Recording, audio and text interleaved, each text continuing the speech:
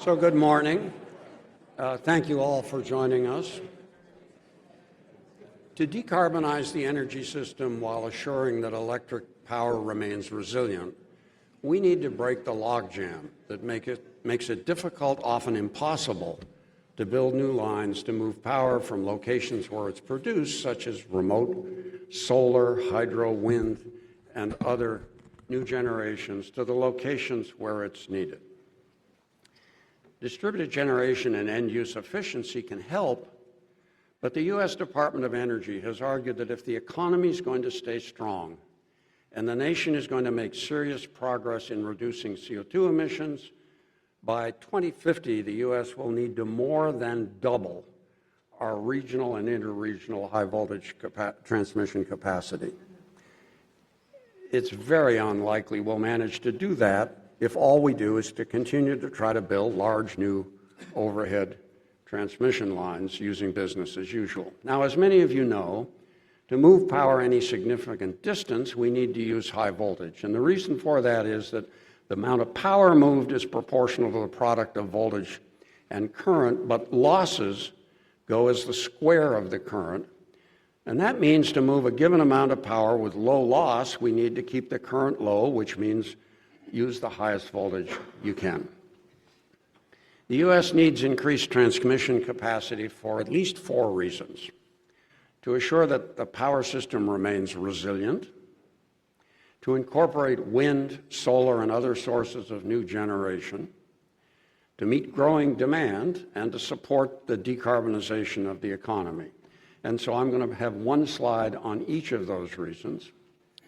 These are 2 National Academy consensus studies that actually several of us were party to. And Sue Tierney will tell you a little later that many different parties have responsibility for different parts of the power system.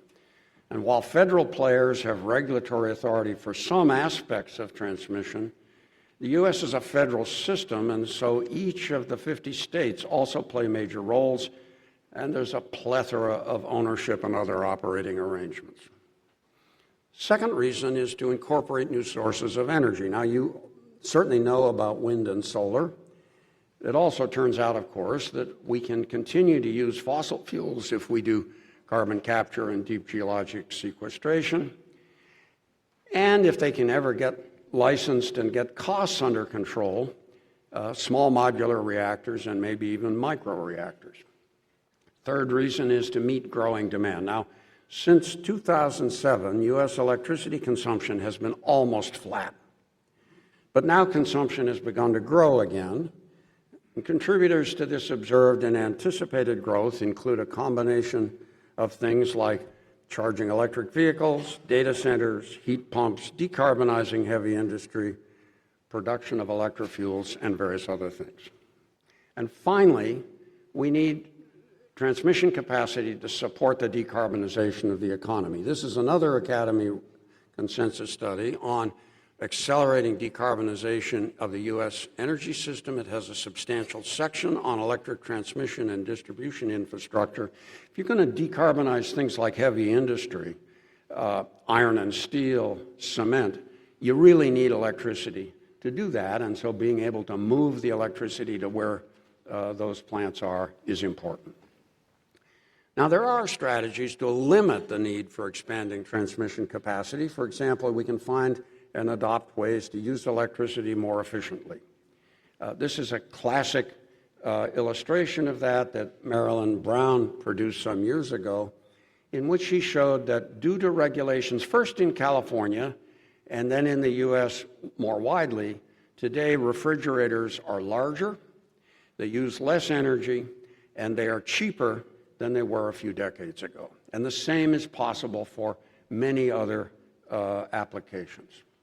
We can also locate large new loads at sources of carbon-free electricity to produce power in ways that don't burden ordinary customers. This is a picture I took of 3 Mile Island. The Microsoft folks are getting the undamaged TMI reactor up and running to run a data center right next to the reactors.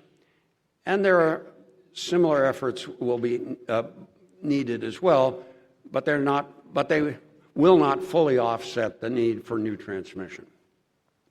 So in today's session, we're going to talk about 3 ways to expand transmission capacity. We can build more conventional overhead transmission in both traditional and also non-traditional rights-of-way. We can move more power through existing transmission rights-of-way, and both Liza and Duncan are going to talk a bit about ways we can do that. And then we can use high-voltage DC cables in traditional and non-traditional rights-of-way, and Liza Reed will also say a bit more about that.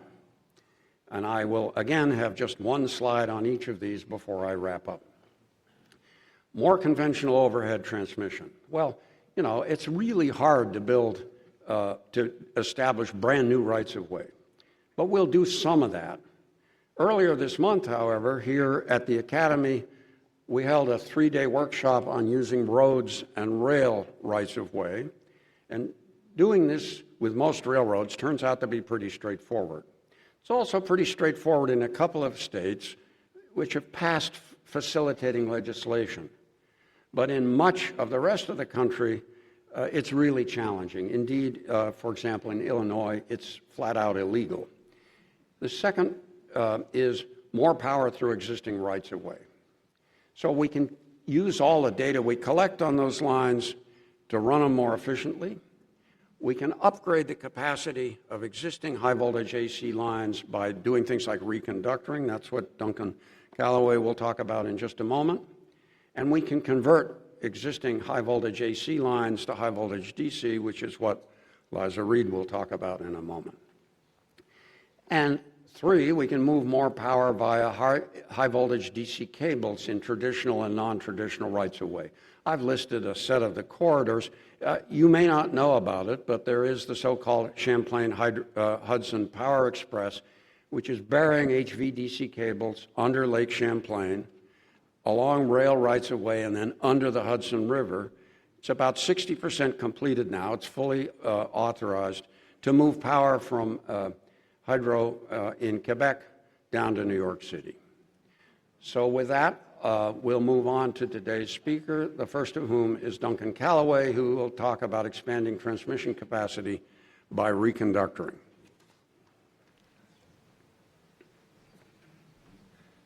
Thank you very much, Granger. It's a pleasure and honor to be here.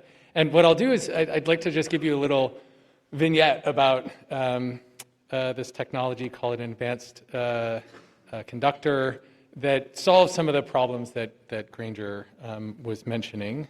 And so let me just back up for a moment and talk about how we typically build transmission lines in the United States. We use a century-old technology called aluminum conductor steel reinforced. So aluminum is not the conductor that copper is, but it's quite good.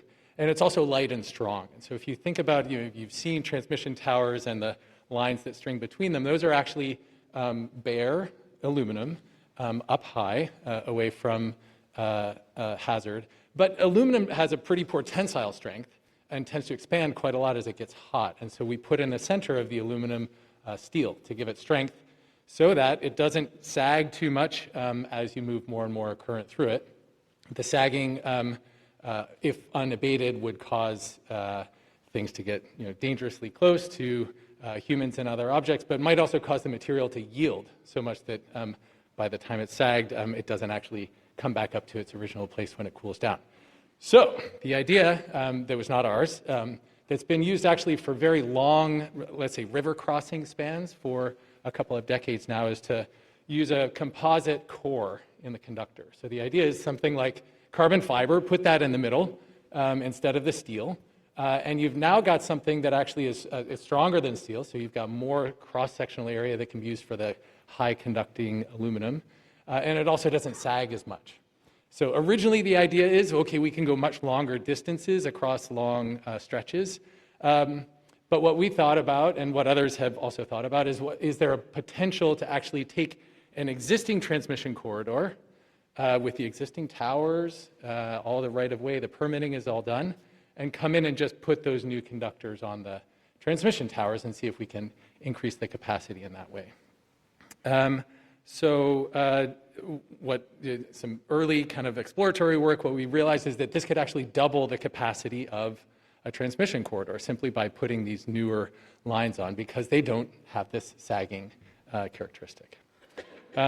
So one of the things that we realized early on in our work is that although it's not being done in the US and other places where there's pretty significant constraints on land, especially like Belgium and Netherlands, they have active reconductoring programs to enhance the transmission capacity. And so I want to actually just reiterate one thing that Granger was talking about, which is that there's a tremendous need for new transmission. It's very difficult to build on new rights of way. And so if you look at just how much transmission capacity is growing nationally, it's something like 1 to 1.5% per year. And if you look at sort of forecasts for all of the kinds of things that are happening now in terms of energy production transitions and also increasing demand, we need to be well over 5% growth per year. So we thought, okay, is this an opportunity then to expand transmission capacity without dealing with this right-of-way problem? And so we can come back to this slide in Q&A. I won't go into all of the detail on it, but we did two things. We built some bottom-up cost models just to try to understand, and that's what's on your left here. What's the cost to reconductor to get new transmission capacity versus building new rights of way? And our concern going into this was, well, maybe those composite core conductors cost so much that it doesn't make the economics work out. But if you look here, the yellowish bar, the sub-bar in these bars represents the cost of the new conductors. And of course, they cost more when you reconductor with the advanced conductors than it would with the new build, but you offset all of these other costs, like the towers and the permitting and the rights of way. And then we also went and took a look at historical performance in actual projects in the Netherlands and Belgium. There's some limited number of projects that happen in the US, and those are the ones that are on the far right. And in each case, we see that the new build projects cost quite a lot more. Roughly, sort of taking all of the data together, it's about twice as expensive to build new transmission capacity with a new right-of-way than just to do it with the reconductoring. So then we kind of rolled up our sleeves and adapted a model that was developed by the National Renewable Energy Lab to explore the possibility of expanding both generation and transmission capacity in the US with this technology option, really sort of leaning into the idea of doing reconductoring. And so we took a database of tens of thousands of transmission lines in the US and developed some bottom-up cost models of what it would take to reconductor those paths instead of building new transmission paths. And then built some economic modeling tools, a so-called supply curve, to think about, okay, as we expand capacity in a given region, this is on your far right here, as you add more so-called gigawatt miles of capacity, what's that going to cost if we're using new rights of way, or if we're doing the reconductoring, and that's what's in the blue. And so let me just, on the next slide, I'm going to describe like the key results from the study, which I should say was published in the Proceedings of the National Academy of Sciences earlier, or last year. So we thought about four scenarios. So first, kind of status quo, business as usual.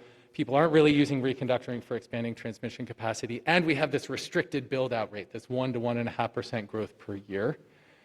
And then we thought, okay, there's a couple of things that could happen in the future. One is that perhaps we and others could be successful in kind of convincing utilities and transmission owners that reconductoring is something that we should really be looking at more carefully and expanding capacity that way.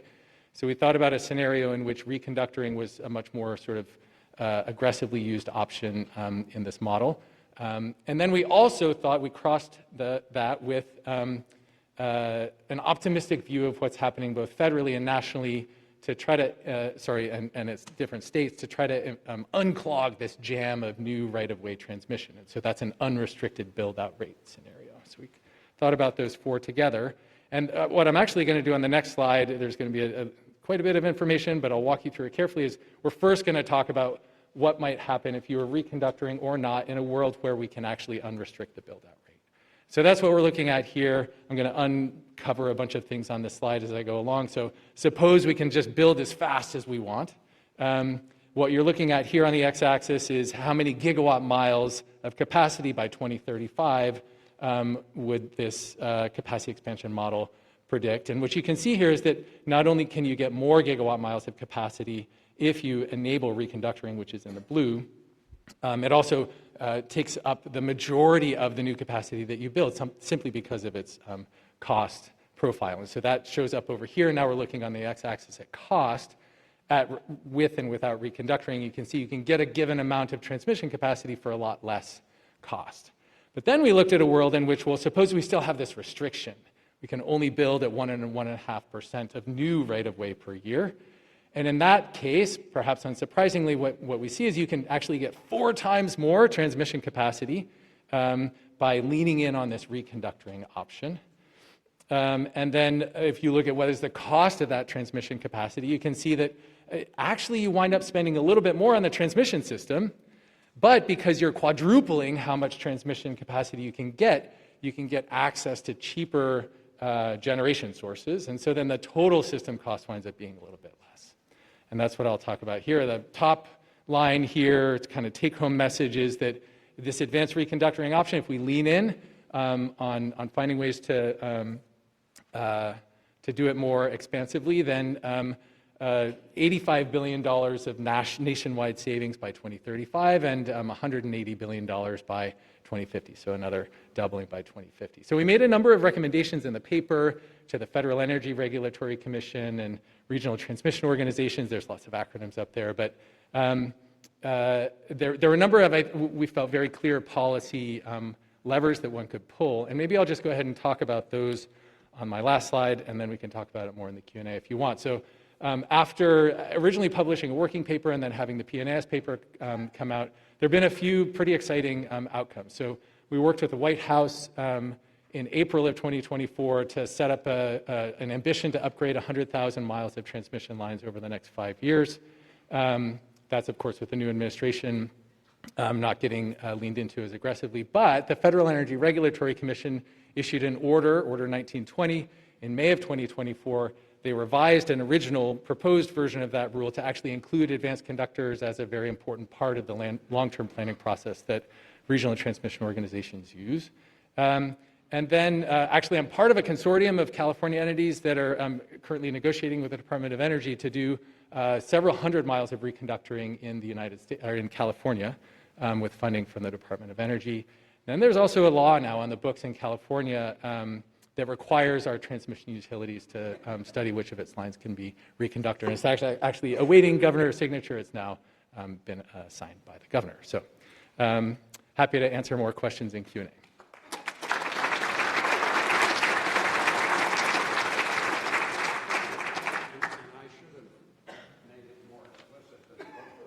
Duncan's just talked about, and much of the work that Liza will talk about has been published in PNAS. That's right. I've got a citation on slide 5 where we can celebrate that. So thank you, Duncan, and thank you to the Academy for having me here today. I'm going to talk a little bit about HVDC. That's high voltage direct current, an old technology with a new twist. And I'm going to start with a quick history because DC is an old technology, but HVDC is not quite as old as DC. So the DC of Edison is not what we're talking about today. In 1882, Edison energized the Pearl Street Station, which is a direct current station and the first power station in the United States. And 4 years later, Westinghouse, of course, energized the first commercial alternating current station, and that set off the War of the Currents. We're not going to talk about that today. There's 2 great movies about it. So if you've got 2 hours, I highly recommend.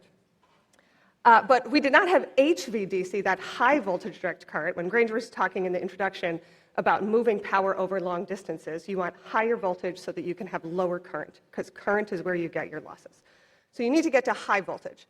Westinghouse benefited from physics. Electrical fields inducing magnetic fields, inducing electrical fields, inducing magnetic fields, right? You can get high voltage in the AC system. The easiest way to get high voltage in the DC system is to convert to AC, bring up your voltage, and convert back to DC. But in Edison's time, the only way to convert from AC to DC was a physical crank system, and nobody was building that. In 1940, we had our first electrical solution using mercury arc valves. 1940s is when the first system was built. And then we see HVDC systems evolve rather rapidly after that. Our first semiconductor-based system, based on thyristors, was built in the 70s. I'm going to use the phrase LCC, or legacy system, so I'm primarily going to talk about these systems from the 70s, and then the newer systems, VSC, voltage source conversion. And those are the first transistor-based systems. Those were first demonstrated in the 1990s, and they're the newer modern technology, which is one of the primary reasons that we're talking about HVDC today. So we've built a lot of transmission since the 1940s. Why is it all AC? The reason is because of system cost. So I talked about that conversion cost, and that upfront converting from AC, which is our distribution system, to DC has to happen. So the initial cost of a DC system is pretty high, even at 0 kilometers. But the per mile cost of DC is lower, and so you end up with a break-even distance between 600 and 800 kilometers is the sort of conventional wisdom on when you might trade off between building high voltage alternating current versus high voltage direct current. But the capabilities of this newer technology, this VSC technology, is moving that crossover point to the left as the system costs of that new technology come down and as the capabilities of that technology get priced into how we think about the electricity grid. But all of this is about new lines. Duncan already talked a little bit about reconductoring. In 2017, we asked ourselves, what can we do, what happens to that break-even point if you consider existing infrastructure? If you take new lines out of the conversation and figure out what you can do with the electrical right-of-way that already exists, what happens to that break-even point? And you have a number of options in alternating current. We talked about reconductoring, and you'll see the blue arrow on the bottom indicates the right-of-way. So you're using the exact same right-of-way, and you're changing out your conductors. There's also many ways, still within the AC system, that you can increase the voltage, but you need a little bit more right-of-way, and that's demonstrated by the little bit of red arrows on either side of the bottom. You can keep your same conductors if you increase voltage. You can get new conductors. There's a number of different structures through which you can use increased voltage to increase your capacity. Or you can convert the entire system to high voltage direct current. Now, why might this be attractive? Because high voltage direct current has 3.5 times the capacity for the same right-of-way. Right-of-way is essentially the area that you clear to build a transmission line. And to the 0th order, it's based on safety, so to the 0th order, it's based on the peak voltage in the corridor. And so one can clearly see when you have an AC system, you have a sinusoidal waveform. Your DC system might have the same peak voltage in positive and negative, but you're able to move so much more power through at the voltage and the current combination because you're able to fill in all those gaps in the sine wave. And in fact, when the maths math out, you get 3.5 times that capacity. And so let's take a look at the results of this study we did. We did a simulation comparing all of these scenarios, a number of AC scenarios against DC, because that's really what we wanted to see, is all the different ways any AC scenario could compete with converting to DC. And you can see my conclusion is already in the title, but I want to walk through what you're about to see in the results before I show it to you visually. So we looked at a number of distances, because the configuration matters. So in the vertical axis, we have the distances from 0 kilometers to 800 kilometers. And we've put in a dotted line at about 700 kilometers what that new transmission break-even distance is. And then across the horizontal axis, we have the percentage of power increase. So if you're trying to add 50% more power, 100% more power, up to 250% more power, or 3.5 times the power of the corridor. And we had some cost uncertainty, including the cost of losses. So that was one of the big factors in this system, is that when you are moving power over distances, you have line losses, and the more power you move on these lines, the more losses you have. So we had a number of different uncertainties that we built into these simulations. And where I'm about to reveal to you a grid, and where the grid square is red, AC won out in every simulation. You were always going to build AC at that combination of distance and power increase. Where it's green, you were always going to build DC. And then obviously, there's variation in the middle. So you see the conclusion from the slide, but let's look at what it really looks like. There's a couple of things to note here. One is the sort of discontinuities, and that's because of the different AC configurations that you have as an option against only one option for DC, which is straight conversion. So reconductoring is the dominant technology on the left side of this graph, and then increasing voltage and rebuilding the corridor at a higher voltage is the dominant technology on the right side of this graph. And yet, in almost every configuration, we see that that conventional wisdom break-even distance is significantly lowered when we are able to use an existing right-of-way and simply convert to an HVDC system. This is the work that was published in the Proceedings of the National Academies of the Sciences. And importantly, we started this work in 2017. We published it in 2019, sorry. We published it in 2019, and all of this is based on that legacy system that I was telling you about from the 70s. This is based on the cost of LCC, because in 2017, voltage source conversion didn't have really good cost estimates. There were only a handful of systems. They were only for very specific considerations. And so we didn't have good numbers and they didn't achieve these levels of power conversion either. But so much has changed, which is very much the theme of this morning already. So much has changed in such a short period of time that in just the 6 years since we've published this, the costs of VSC have come down, and the number of VSC lines that have been built or being built has increased significantly. And one of the reasons for that is the advantages of this new technology. There's resilience advantages, something called black start capability, which is when you can restart a grid from a blackout. Power flow management. Electricity likes to flow to the path of least resistance, and sometimes you've got to make it flow from there to where you really need it to go. HVDC comes with that capability. Grid expansion. The legacy systems are very difficult to tap in and out of. So if you wanted to, in AC, you can just add a substation at any point. In DC, if you need to add another converter station to either bring in new generation to the line or tap offline for new manufacturing or a local town, that was very difficult in the legacy systems. It's a lot easier with the transistor-based systems. And then finally, siting. The legacy systems have a massive footprint because there's additional filtering that needs to happen after the conversion to remove harmonics. We're talking about 30 acres. The VSC systems are 3 acres. And for those of us who don't speak in acres, this is the difference between an IKEA and an IKEA with its parking lot.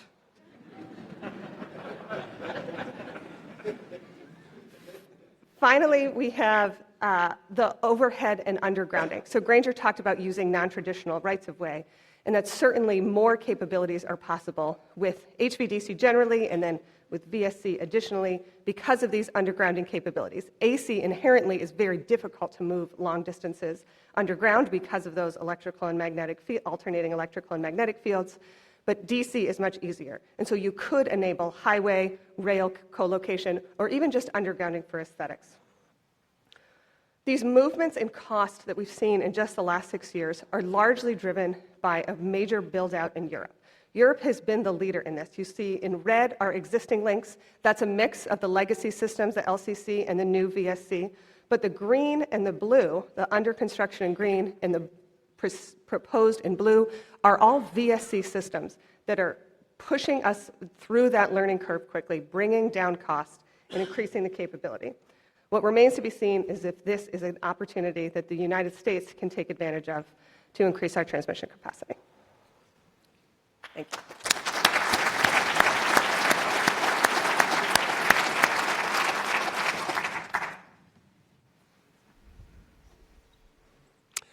Good morning. My name is Larry Becketall with Portland General Electric, and I am a student of the grid for over 40 years. And what I would start by saying, what is Portland General Electric? I think many of you know Portland, Oregon. We have a little over 950,000 meters, but a little over 2 million customers that live and reside in the Portland area. And not here to spend time on this, but we have our clean energy goals that we need to drive to. And those are challenging. If we're going to meet 80% by 2030 and 100% by 2040, those are very, very aggressive goals to achieve. So it's going to, I would say it's an all above. I'll just start by saying that it's an all above that's going to take us to get there. Portland General, it's interesting as we heard as the start of this industry, the battle between the AC and the DC. In fact, our first transmission line, and the first long-distance transmission line actually was from Portland, from Willamette Falls into Portland, 14.5 miles. And it started out as a single-phase, well, a DC line. It went to single-phase AC, and then it went to three-phase AC. And why did they do that in Portland? This is right after the Chicago's World's Fair. I believe that if it didn't work, nobody'd find out about it, so that's probably why they put it in Portland. But anyway, love the history, the innovation that has gone on. I believe that's what's been really, really important. As a student of this grid, and I've worked running the Bonneville Power Transmission Services before joining Portland General Electric, also with Clark Public Utilities and then PacifiCorp prior to that. So I've seen the various utility states, and I've even done international work. And what I would say is the electrons are the same. The science is the same, and I'm really pleased to be here in front of you all. If we go back to what really kicked off, and I reflect just a little bit, is to say that the new era that started in the 30s, rebuilding and putting the dams in the Columbia River, the Snake River, that started in the Northwest. World War II broke out, and transmission got built for the aluminum industry. Aluminum industry, it's a building, 100 megawatts, 5 pot lines, typically 20 megawatts apiece, and they could turn on and off pot lines to flex the load as needed in the area. Sound very familiar? Well, it's a little bit like data centers, and we're going to talk about what started out as 100 megawatt is now gigawatts in terms of size. But that was the 30s through the 50s, getting started with this industry. Transmission was, for the most part in the Northwest, all built by the 70s. We haven't built much since that time, which a little bit surprising. But what happened is the aluminum industry left, and the chip manufacturers came in. So Intel and others are in the Portland area. We produce 15% of the chips in the nation right now. Filled that space, took up the transmission that was there. And so here we are, 50 years later, and we're asking ourselves, can we build transmission? And we'll talk about this AI revolution. If you look here, you see this is from the Electric Power Research Institute. Again, Granger pointed out our loads were growing at 1% or less for probably the first 25 years of my service in the industry. But recently, electrification came along, whether it was transportation or it was heat pumps and buildings and electrifying. So we started creeping up to the 3% range. And that took us, into the 2020 timeframe. But you see here, AI and the technology, what it was being used for, whether it was social media or cloud, really didn't pick up until AI, the large learning model, started to show up. And that's when real growth started to happen. And for us, we operate a 4.5 gigawatt system. We have 3 gigawatts of request right now. The undersea fiber cables come from Southeast Asia and land in Hillsboro, Oregon. It's really a popular spot to be based on latency, much like Arlington over here in Virginia. So I think of transmission kind of in the 3 realms. One is what's local, what is in the midst of the network. Between ourselves, Bonneville, and PacifiCorp, we have all the transmission, and we are intertwined with each other. So this core area is the Portland area, where we're seeing all the data centers and the chip manufacturing coming. Outside of that, we connect then to generation that is in the area, be it the dams, or it could be wind, it could be our thermal plants, et cetera. And then beyond that is to reach a long ways. We have generation out in eastern Montana, 400 miles away. The DC line and the AC interties to California, that's 900 miles down to LA on the DC line. So transmission in the west, we transmit a long ways away. And so here's quick views of, you can see the power grid system. And so from Canada all the way to Mexico on the west side, we operate together. And what happens in Canada affects what happens in California and vice versa. That speed of light, 186,000 miles per second, it moves quickly. But you also see what we call the balancing authorities in that middle diagram. There's 38 balancing authorities across the West. They're all doing their own thing. Think about planning. Think about how you operate transmission, how they're all doing their own thing. And finally, on the far right side, given my experience with Bonneville, we look a lot as to how the grid, so from Southern California, it's kind of a loop. You go around the east to Utah, up into Wyoming and around to Idaho, or you come up the I-5 corridor and the two come around. So there's a big loop in the west. And phase shifters, other things are put in to create the control of that. It's not working real well right now because we brought in renewables. I'll just say solar coming out of California is impacting us now in a big way. So we have lots of constraints that are happening across the system. And as was pointed out by Duncan first, we talk about advanced conductors. If I can operate a conductor at 200 degrees C instead of 80 degrees C, I get a lot of capacity out of that. And as he described, there's sag issues, et cetera. But I can operate that. But I will also say that in Spokane, we had a cable collapse and a lineman killed. That sets back in industry. So we got a technology that's going, but all of a sudden now people are afraid to use it. How do we overcome those things? That's where science really comes into play. We talk about dynamic line ratings. We have not monitored. We put seasonal ratings on. It'd be a winter peak and a summer peak, thermal capabilities of the line, but we would hold it there.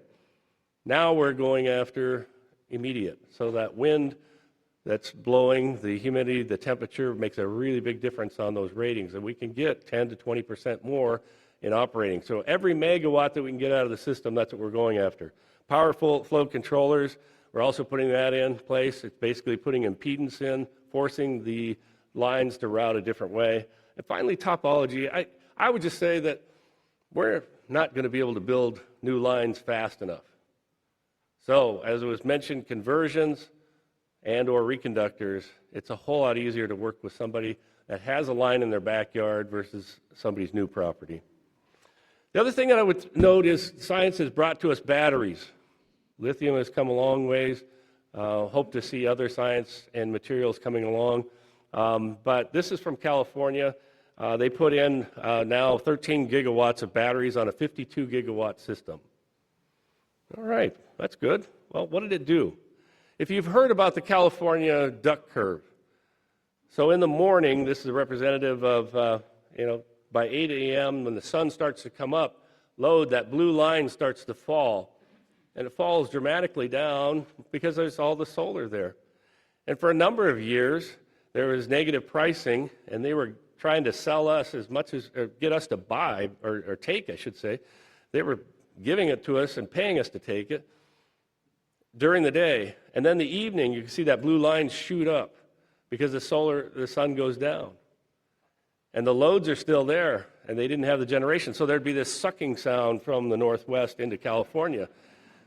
Well, how long can an economy go on like that, where you're paying people to take it during the day, and then you have to pay a lot to get it in the evening? We enjoyed it for a while, but what I would say is the red line now is what batteries did. They evened out. And so 2 summers ago, it was $2,000 a megawatt hour. Last summer, it was $150 a megawatt hour at the peak. That's a huge impact on the economy.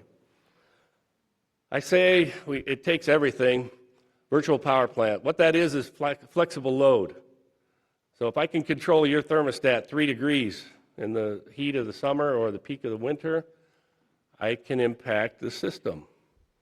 And our operators are taking advantage of that. There's all sorts of different things that we can do. But think about that large learning model in a data center. If I can shift that around, I can make a big difference on the system. So virtual power plants are very important.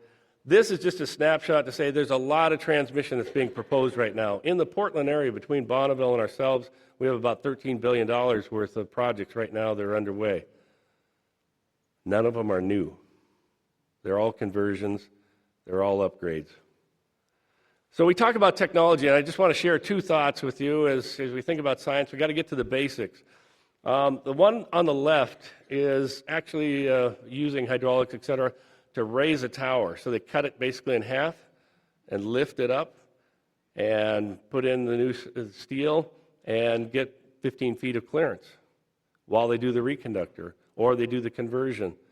They are also doing adding on steel to those towers and reinforcing the foundation in place to be able to upgrade from a 230 kV line to a 500 kV line. We could do it faster, cheaper if we do. Finally, the one on the right, plasma. A company called EarthGrid is looking at 10-foot in diameter plasma boring. And they're proposing and saying, much like Europe, and I think as you heard Liza talk about, is there a way that we can actually put underground in and it's becoming cost effective? So we've got to think differently about how we install. So thank you.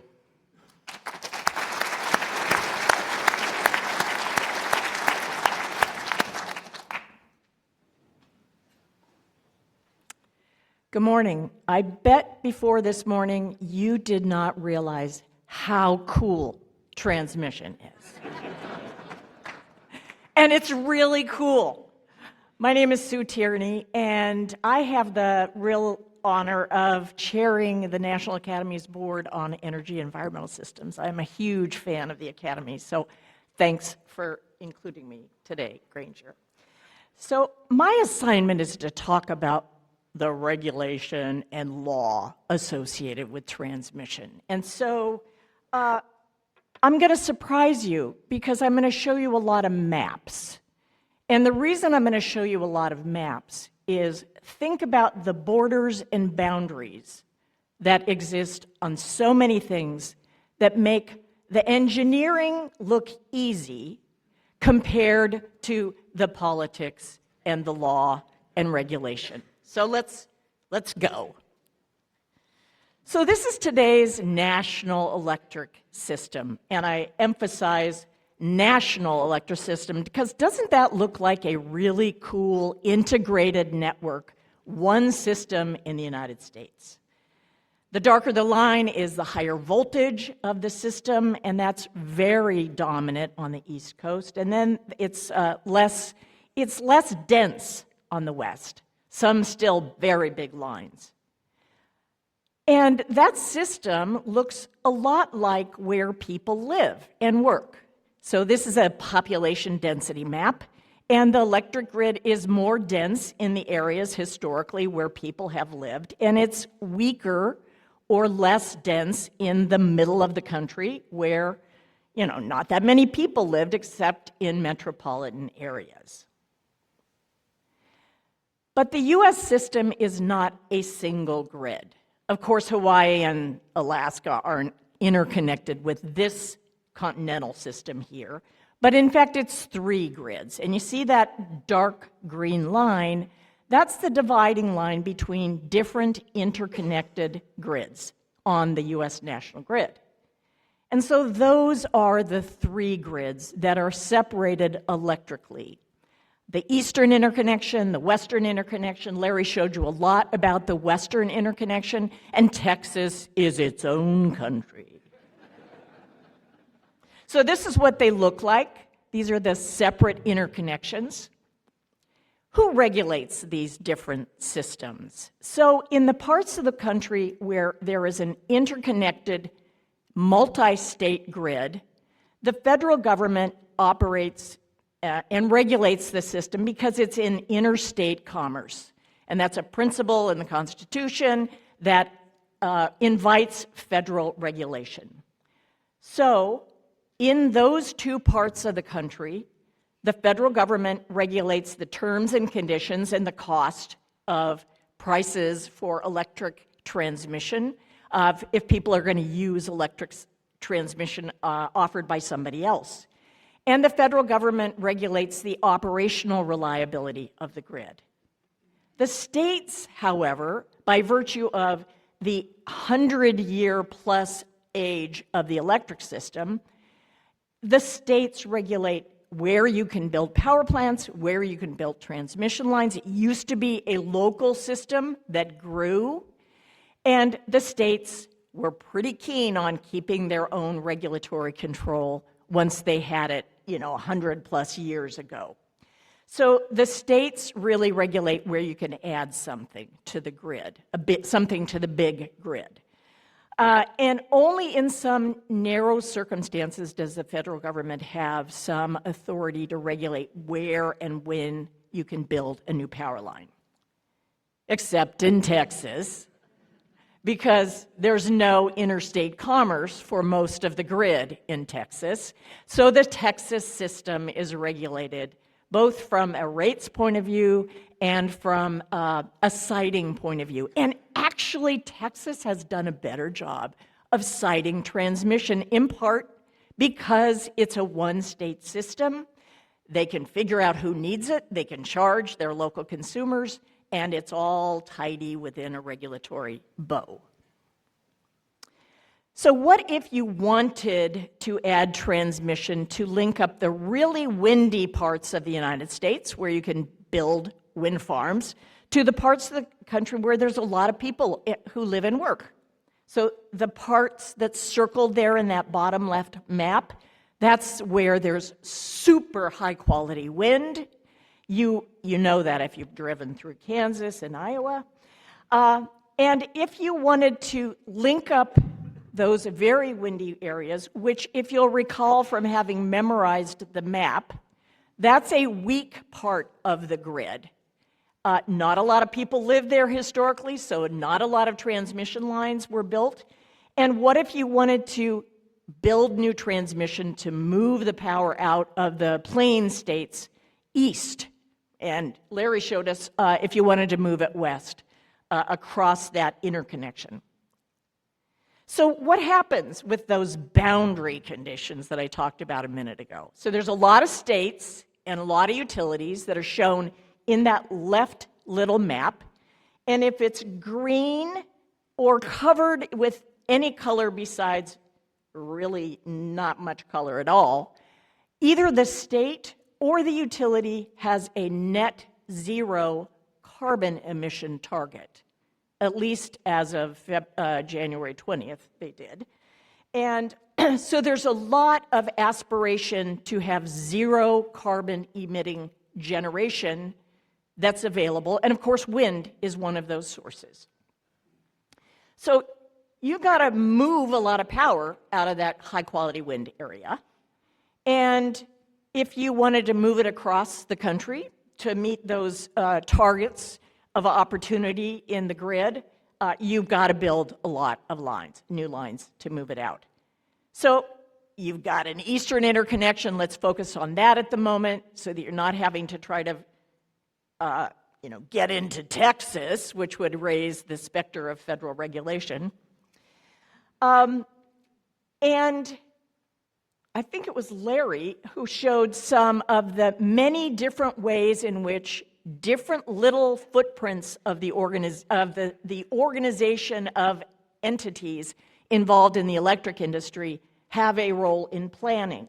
He showed you the balancing authority. That's the single orchestra conductor that exists in any footprint to control the system's reliability. But I've shown you here on the leftmost maps the planning regions that are federally recognized.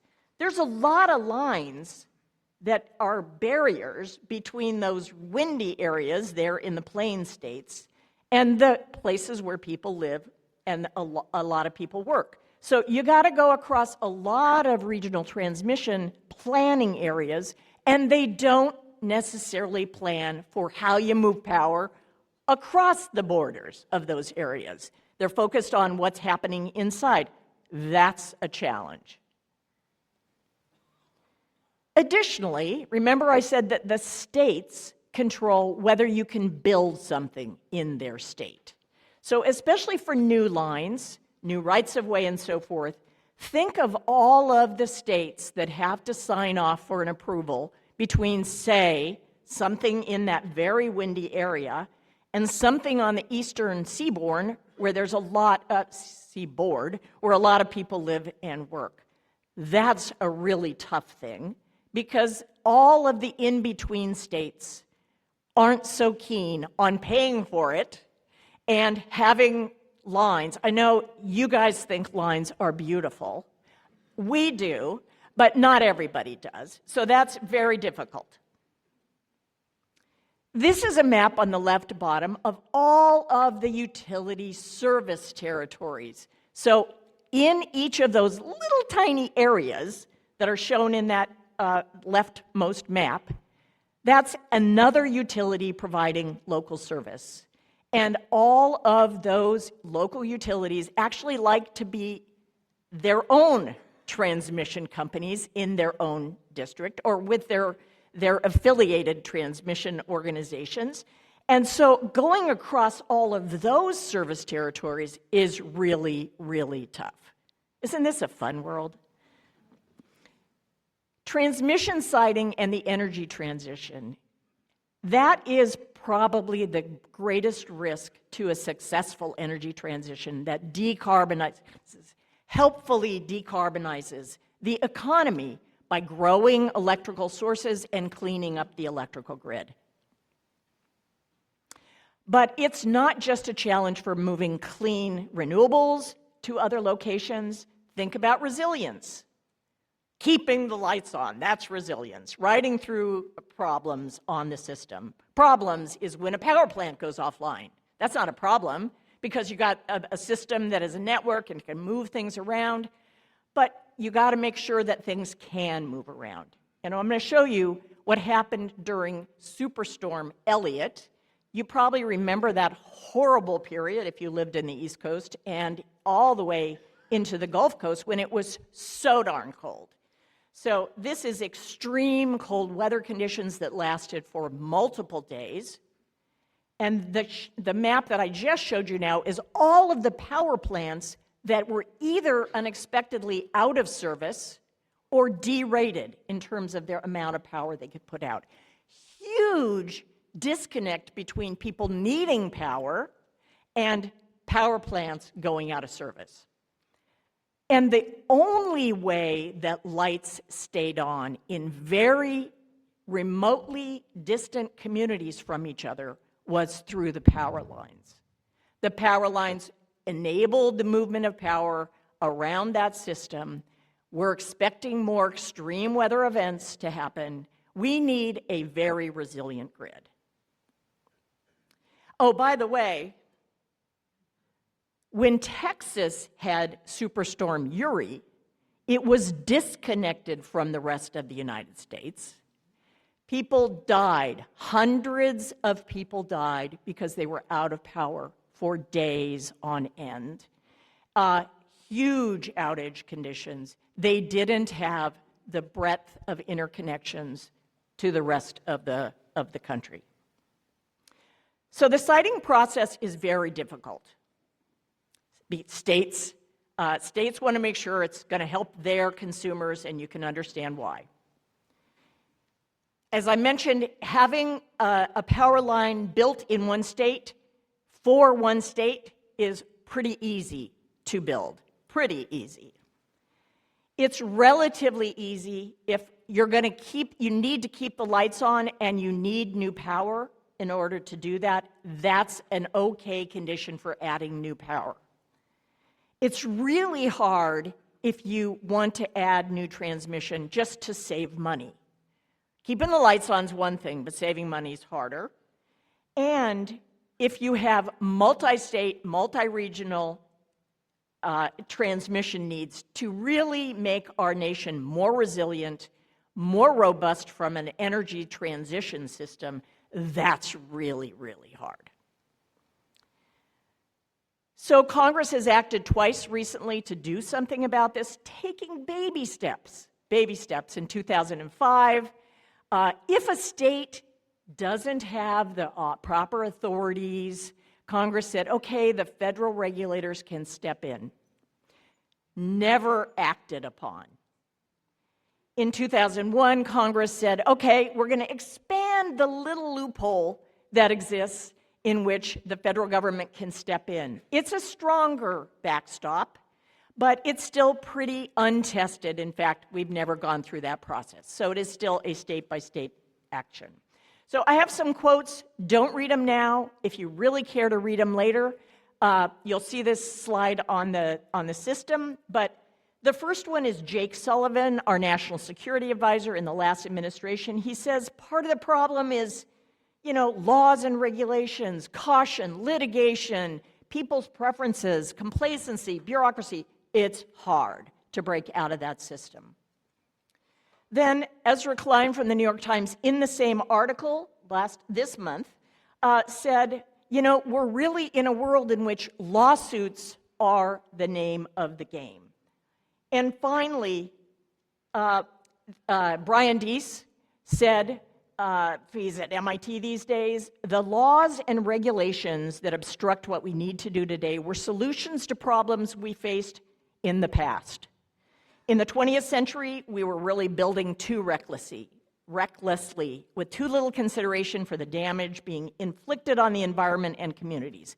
Today, however, progress requires flipping the script and creating a regulatory architecture that encourages building more and not less. Thank you.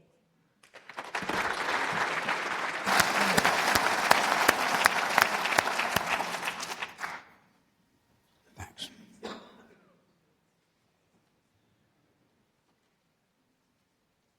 Good morning. My name is Wendy Bruin de Bruin. I'm a Provost Professor of Public Policy, Psychology, and Behavioral Science at the University of Southern California, where I direct the USC Schaefer Behavioral Science and Policy Initiative.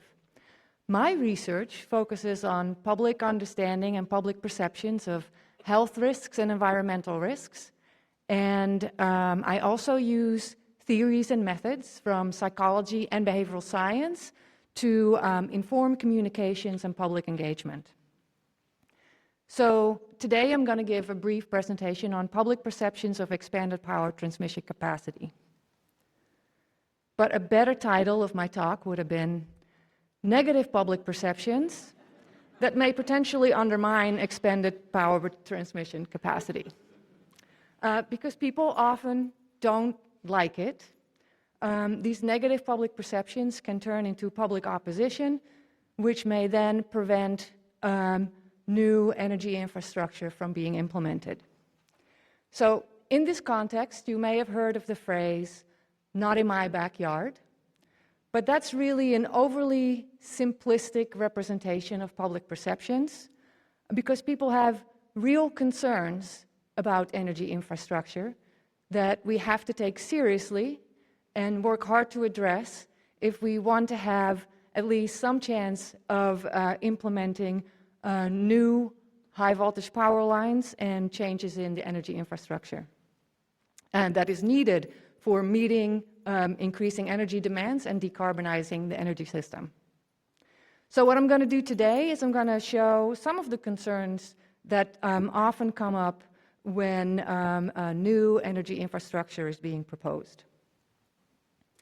So one concern that typically comes up relates to health. So for example, when new high-voltage power lines were being proposed in Queensland, Australia, a focus group participant said, "I don't know how true it is, but they say electromagnetic fields may have caused cancer. But every time they do studies, they say, oh no, there's inconclusive evidence. Whether that's a conspiracy theory, I don't know." So this focus group participant is correct. The literature seems to be inconclusive about the health effects of electromagnetic fields. But one thing that people don't seem to know is that electromagnetic fields are the strongest when you're right by the power lines. If you're further away, the electromagnetic fields are less strong. And just because you can see power lines doesn't mean that you're actually being exposed to electromagnetic fields. So when that information was presented to people in the Netherlands, for example, it was found that they had lower concerns about their health and were more willing to accept high-voltage power lines in their area. Another concern that comes up relates to property values. So for example, when new high-voltage power lines were being proposed in New Hampshire, one participant of a public meeting said, "How can they not take into account the dramatic decline in property values for all the neighbors of these property lines? People who want to move from living next to tall electrical lines will not be able to sell their houses, and for most of us, that's our primary investment." So I looked at this literature as well, and the result seems to be mixed. So there is some evidence in areas where property values have gone down, but there are also areas where property values are unchanged or even go up. And so it may depend in part on whether any lines change what the area looks like, and also it may depend on the benefits that new lines might bring to the area. So that's something to seriously consider. Another challenge is that people often don't realize the need for new energy infrastructure or new high voltage power lines. If you look at the surveys on public perceptions of climate change, we're seeing that a majority of people in the United States and most countries around the world are now saying that they're concerned about climate change. There is also increasing support for going to renewables such as wind and solar. But despite the support for that, people may not realize that new high voltage power lines may be needed to take electricity from the areas where wind is generated to the areas where the electricity is needed. So for example, a survey in Switzerland found that 32% of participants agreed with the statement that the planned energy transition leads to decentralized power production and therefore makes the construction of additional power lines in Switzerland unnecessary. Because people often think that wind and solar, you can just generate that next to your house or wherever the electricity is needed, so then why would you need power lines? And 28% agreed with the statement, the planned energy transition has no influence on the power lines in Switzerland at all. So that leaves us with a majority of people who think that no new power lines are needed in light of the energy transition to wind and solar. Also in Switzerland, an effort to provide information about the pros and cons of new power lines had no effect on the acceptance of overhead lines, and it actually reduced the acceptance of underground lines, perhaps because people didn't realize that the implementation of underground lines may still bring changes to their area, because you have to clear the area to implement those underground lines. Now, one caveat of this study is that the information was adapted from the Swiss transmission network operator Swissgrid, and that information may not have addressed what people actually wanted or needed to know to make more informed decisions. Because it's a common complaint that the information that people get is not very useful, at least in their view. So for example, in the Netherlands, one interviewee said, they give you lots of information, but they ignore what it's really about. So people feel that their concerns are not being addressed by the information that they receive. Also, another person said, you get these newsletters and they are 600 pages thick, so go ahead and read it, but it's not going to help you. And then people also complain about a lack of public input. So a study in the UK and Norway found that people said things like, they have fixed their minds on what they think are the best solutions before anyone else has a say, and then they find documentation and argumentations that fits them the best. So again, the communications aren't very helpful, and the decisions are made without public input. So potential reasons for public opposition may include concerns about health, concerns about property values, not realizing that new power lines are needed in light of the energy transition to wind or solar, lack of useful information, and lack of public input. But of course, there's some limitations to what I've presented today. So a lot of the quotes did not come from the United States, and a lot of the quotes did not focus on the kind of changes in the energy infrastructure that are needed in light of the energy transition in the United States. Also, the quotes mostly came from interviews and focus groups, but I want to argue that mixed method research is needed. And the mixed method research that I typically do starts by conducting interviews to understand people's concerns about different types of energy infrastructure that may be proposed. And of course, interviews you can usually do only with small samples, so we would do follow-up surveys to assess the prevalence of those concerns. And then we would design communications with input from members of the target audience to ensure that the communications address people's concerns in a way that they find useful. And we would also involve experts to ensure that the communications are accurate. And then we would test those communications and use them in public engagement to see if they make a difference in terms of changing people's concerns. And perhaps then we might be able to increase public acceptance of changes in the energy infrastructure that is needed to meet increasing demands and to decarbonize the energy system. Thank you. Hand me the control. Hand me the controller. Hand me the controller. Move it on to the next slide for David. He's not going to stand up. Oh. Well, it looks like he's standing up. Am I here? Oh, okay. You're going to stand there. I thought you were going to sit. You're concerned about my ability to stand for 10 minutes? This is going very well.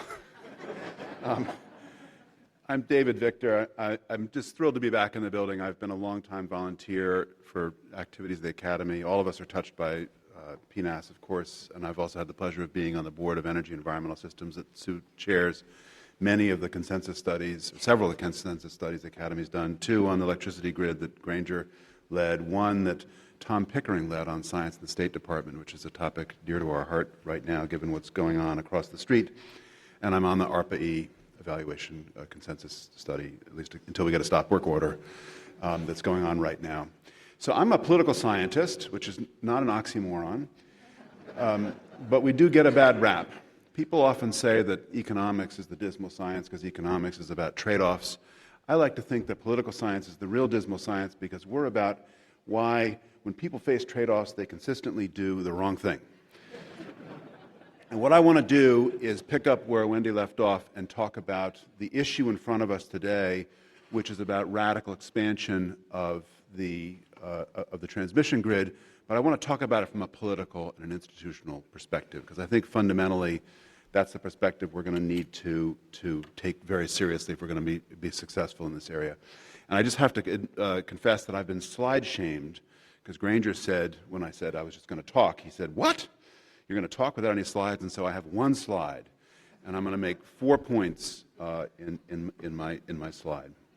The first one is, I think it's very easy to explain failure.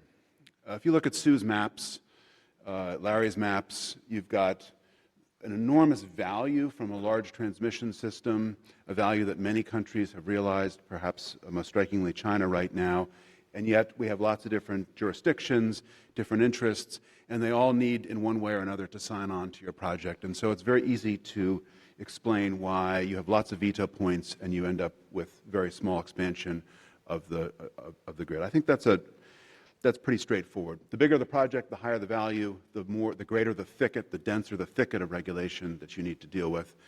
Power engineers worry about the square of the current and line losses. People who do projects worry about the square of the number of regulatory institutions that are involved, and they are terrified by that. Why do you care about this? You care about this because all this uncertainty leads to greater risk on projects, leads to greater backlogs of projects. There's been a lot of discussion about this interconnection queue that's getting bigger and bigger and bigger. You should think of the interconnection queue as more like an ocean of hopefulness. These are people and projects that want to connect to the grid. They're not sure what's possible, and so over time, the interconnection queue, I think, has become a less reliable indicator of what's really going to be built, because it's lots of folks lining up, but they don't know what's actually going to be viable. And the reasons for that fundamentally are political and institutional. That's my first point. The second point is, what to me is very interesting about this subject, and I have to say that when I got the invitation from Granger to speak at the spring meetings about the massive expansion of the transmission system, I had to read that a few times to see whether, in fact, you were going to have a panel on massive expansion of the transmission system as part of the spring meetings. And so thank you for doing this. It's a very exciting and important topic. To me, what's really interesting about this is that changes in technology could change the political environment around the hard problem of building new transmission. You've heard about it already. From Duncan, you've heard about the possibility of slightly more expensive internal cores on traditional high-voltage transmission lines, making it possible to uprate those systems, move more power through them. Through LISA, you've heard about improvements in DC, and the new wave of DC technologies that are going to cost less. But to me, as a political scientist, one thing that's very interesting about all this is it allows you to move more power with the existing rights-of-way. That's one possible advantage. And all else equal, that lowers the political barriers. It allows you to take something that already exists, that has already been through the nightmare of siting, and allows you to do more with it. But on top of that, we have the possibility of putting transmission in new rights-of-way, under roadbeds, under rail beds, existing pipelines, and so on.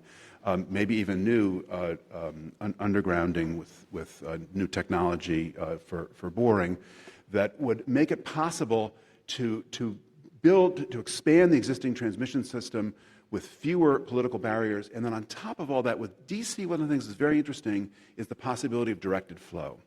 You can think of an AC grid as a common pool resource. Everyone who's interconnected with it benefits, and if you want to expand the capability of that resource, you have to invest across the entire, to first order, across the entire system, because the benefits are socialized, because the whole system has to dance to the same frequency.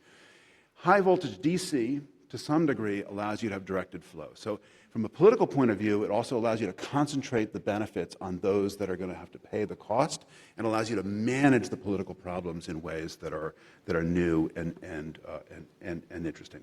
That's enormous opportunity and a place of tremendous excitement. I would say that it is still an open question right now as to whether the new technologies are going to make it possible to have new kinds of institutions, new kinds of rules, new ways of encouraging people to invest in additional projects. Think of this as a kind of dynamic theory of change. We have improvements in technology, more pressure on the need to expand the electric power grid, and the question is, will that pressure lead to new kinds of arrangements that encourage siting? Here I'd say the evidence so far is mixed. Some of the improvements in technology are lowering classic political barriers because you can do more with less, with reconductoring, with HVDC, and so on. That's all interesting. Some of the most exciting possibilities involve new or non-traditional rights-of-way, the workshop that the Academy hosted recently that Granger mentioned in his opening remarks. That's potentially very interesting. It also means that all of the institutions, regulatory institutions on Sue's maps have to then interact in various ways with other kinds of regulatory institutions that regulate roads and regulate railroads, and some of them are thrilled about this, some of them are horrified by this, and that we have to see whether that leads to new kinds of institutions, new kinds of interests. I will say one thing about this, which is there's been a lot of attention to siting reform. And in this town, last congressional cycle, we got pretty close with an interesting legislation that was advancing. It was very exciting. Democrats and Republicans doing things together. How quaint. Didn't quite get over the finish line. This year it hasn't yet happened. You may have noticed folks are a little distracted in Washington these days. But we have the possibility of improving the siting process and making it possible to build new things. That's great. I'm concerned that we are overly focused on some of the chestnuts, like reforming NEPA, like legal reforms. Not that those things are unimportant, but one of the most important things we have to do is move away from NIMBY, not in my backyard, to incentive systems that are, let's call them YIMBY, yes in my backyard. Creating direct benefits that flow to folks who host projects or are near projects, because then they don't see projects all in negative, they see projects in the positive. There's experiences from other parts of the world that have done that with some success. I do a lot of work in nuclear waste disposal, a fun subject. Other countries have made progress in siting nuclear waste repositories because they adopted a YIMBY framework. They got different jurisdictions to compete for the benefit of hosting waste, as opposed to compete for the ability to put their waste in somebody else's backyard. The fourth thing I want to say is about institutional and political engineering. And I really want to close here on this comment, because what's interesting in my mind about not just the transmission grid, but in fact almost everything that is promising with regard to profound changes and profound improvements in the quality of the environment is that they involve moving from infrastructure that has operating costs and capital costs in the direction of infrastructures that are almost entirely capital costs, CapEx. From a finance perspective, that means that whether your project sinks or swims, hinges on the incentives to invest, and hinges on risk, and hinges on the required rates of return. The new technologies, along with new institutions and new politics, create the possibility of making it easier to do these capital-intensive, large infrastructure investments. And that's how success with a problem like transmission, which is so important to decarbonizing the grid, might also offer a roadmap for success in lots of other areas. Think about our water infrastructure, for example. Very similar. Very low OPEX, high CAPEX. Investors who have choices on where to deploy their capital don't go into projects like this unless they see a clear path to a green light. They see relatively low risks. And we're plausibly on the edge of seeing a big competition across the country in creating the environment to allow the siting of these big infrastructure projects. And I hope more places win that competition than just Texas. Thank you.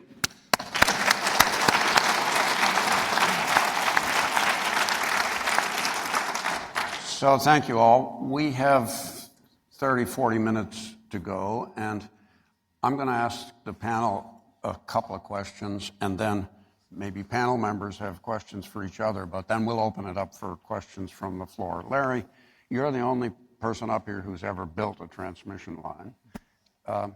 Suppose I want to build a transmission line from, I don't know, some renewable source out in Idaho or further to the east to your service area.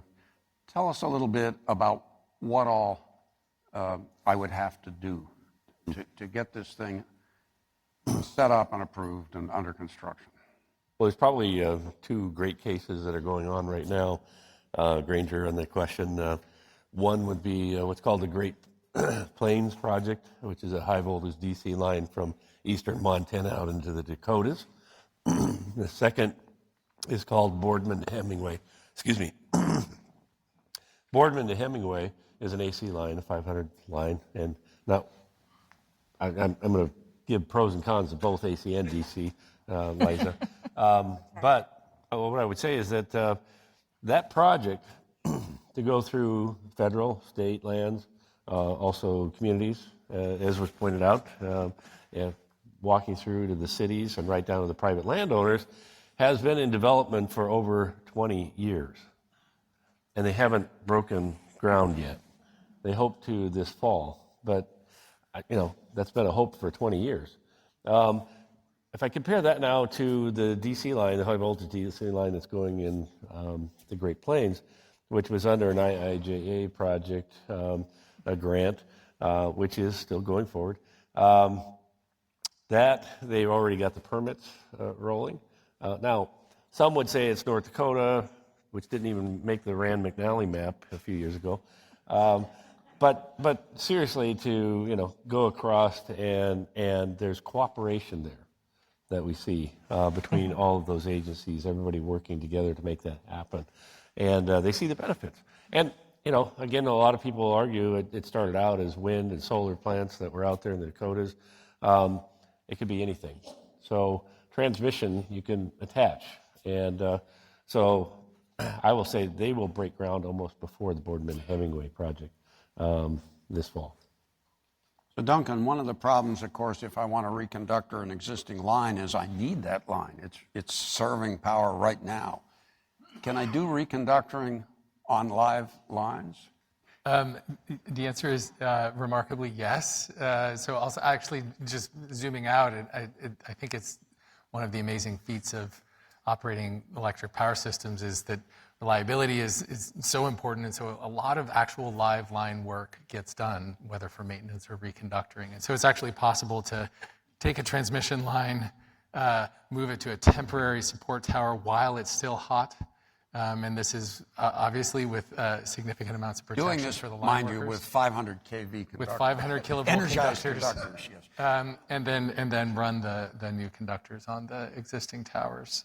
So it's remarkably not dangerous if you think about like all of the safety protocols that go into it, but there still is obviously some danger there. So a question to both Sue and David, and maybe to anybody else who wants to comment. I mean, posit for a moment that I want to move more power from A to B. I think that the cheapest way is to build a new overhead AC line, HVAC line, but I could do it also with a HVDC line along, I don't know, a railroad right away, because the railroads are perfectly happy to take my money and let me build something along a right away. I don't think you've built on the right way. Railroads are probably tougher than some of the highway departments right now. Well, maybe, but the discussions that we had here with the rail guys suggest that at least some of them are willing to take your money and let. Anyway, it turns out I've got two alternatives. The underground DC has a much higher probability of actually being sited, that is successfully. But the overhead AC is going to be much cheaper. Talk a little bit about the sort of regulatory, how do I sell a regulator on the notion that I ought to go with the more expensive strategy because it's got a higher probability of actually getting built. I'll let you go first, Sue.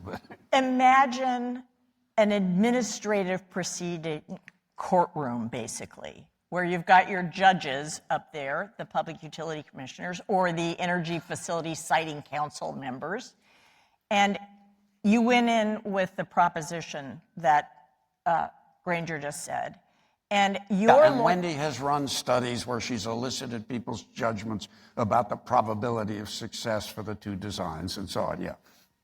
So the normal business as usual would be that lawyers for the applicant, the more expensive project, have to bring in all sorts of experts about why we should discount or de-weight the low-cost solution, because it's never going to happen, or it's going to happen 20 years from now.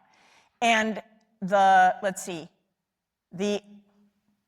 proponents of the opponents of the more expensive solution are going to show up in the same courtroom with their lawyers, with their experts, talking about that's really bad for consumers and ratepayers.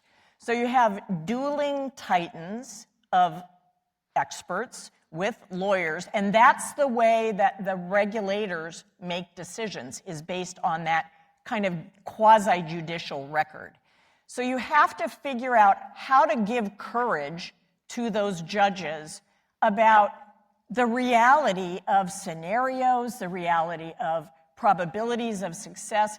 It's outside their comfort zones because they know their headlines are going to be, what is wrong with those people? They allowed the more expensive proposal to go forward. So we actually need to train a new cadre of thinking about these problems. You know, I showed you the example of people in Georgia. I'm probably going to get the states wrong on this. So imagine in that huge extreme weather event, people in Georgia keeping their lights on from actions of power lines all over the grid. The people in Georgia don't really pay for those lines. And so you have to convince the people in Georgia that they're going to benefit, really, they will, from those. So this really takes you into a different world in the way that we make decisions. David? That sounds like a perpetual employment program for experts. What's the problem there? Yeah. I think, first of all, I think Sue's summary of this is exactly... Sadly exactly right. And there are many institutions vying for the honor of being the most obnoxious and difficult to site power lines where they are. So the podium's going to have many medalists on it. I guess there are two solutions here that we need to pursue in parallel. One is to give the judges more courage. And Granger, you and Wendy and I building a consortium that would in part allow us to do some of the spade work on administrative law to figure out how could regulators give more weight to the citability of projects and include that as a regular basis in proceedings and so on. I'd say we're not there right now, far from that, but it's plausible that that could happen. That's one strategy. In addition, when we have transmission projects of very high value to the grid, we should be running more of those as competitions. We should have multiple projects, and even including some cost recovery, have multiple projects that can pursue different strategies, reconducting existing lines, using non-traditional rights of way, get the railroads and the road people to compete with each other and so on. Because when you do that, you create the possibility of loss for some of the stakeholders in these projects if their project doesn't go forward. And I think that could be very promising. The interesting model of this is what Canada has done on nuclear waste siting, where they started off with 24 different communities that were competing to host. Then they narrowed it down to others. That was a long, complicated process because of the nature of nuclear waste siting. But if we did something like that for high value, not every transmission project, but high value transmission projects, that could change the political incentives. And the partnerships that are necessary Absolutely. for those are really important. Absolutely. And once you do a few of these, we can learn a lot by watching. Liza had this terrific chart of what's happening in Europe. We can learn a lot by watching what's happened with the European market, in particular in HVDC, and how they've dealt with other problems like the loss of inertia in the British grid. I mean, they're managing these problems in ways that are really much further along than we are.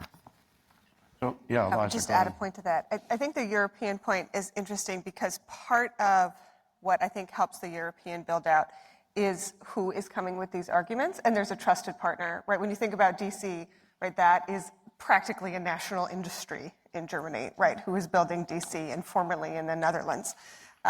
Whereas when we think, you mentioned, Duncan, the advanced conductoring, right, the early history of that had this issue where there were some challenges. I don't remember the details, but there's some challenges with installation, right? That, or was that you, Larry? Maybe both of you mentioned it. There was challenges with installation of advanced conductors.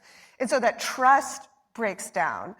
And you can rebuild it when there's already kind of a national identity with that manufacturer. But when we don't have that manufacturing here, if you're not building that trust identity, then everything is combative against each other, right? There's a distrustful network.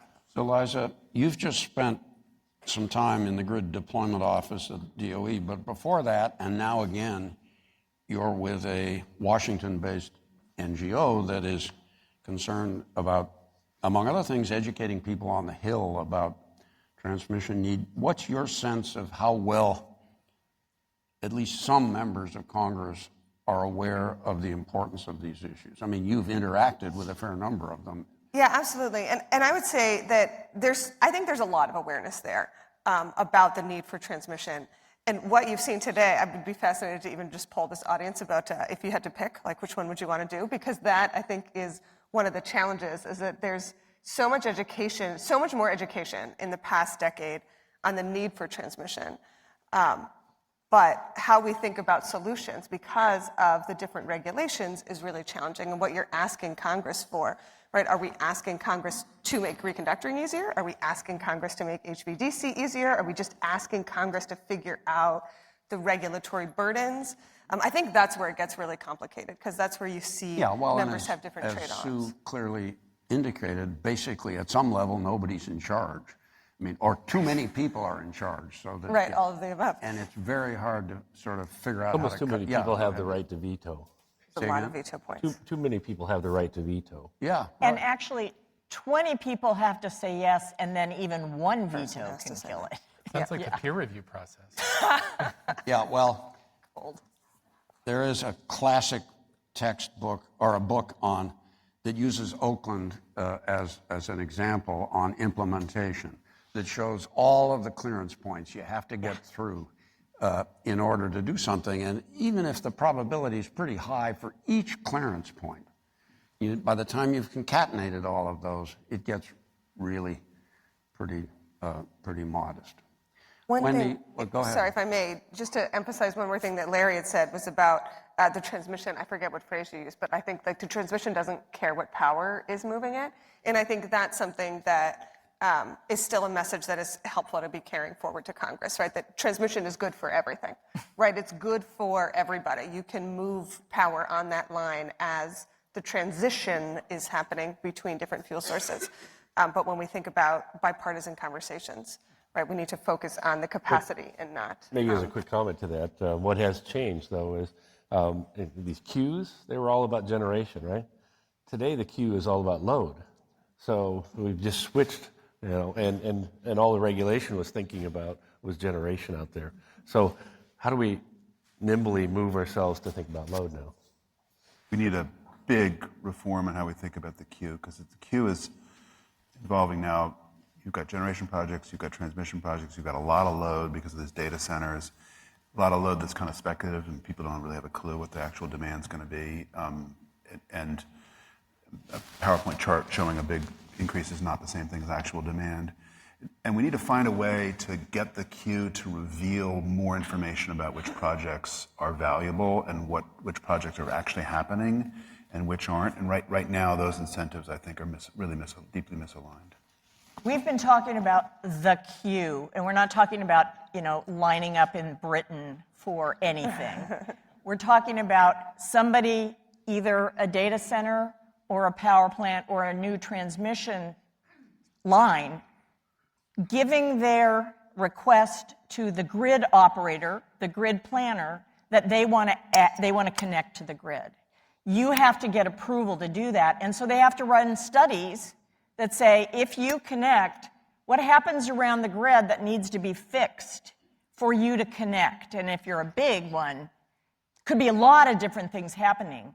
So getting your request in early, ahead of Larry, might be really helpful, even if you're not sure that you're going to go ahead, because you want to have your place in the queue to get going. So it is a real problem. We should give you one of the Schmidt Awards for explaining technical concepts in plain English. Thank you.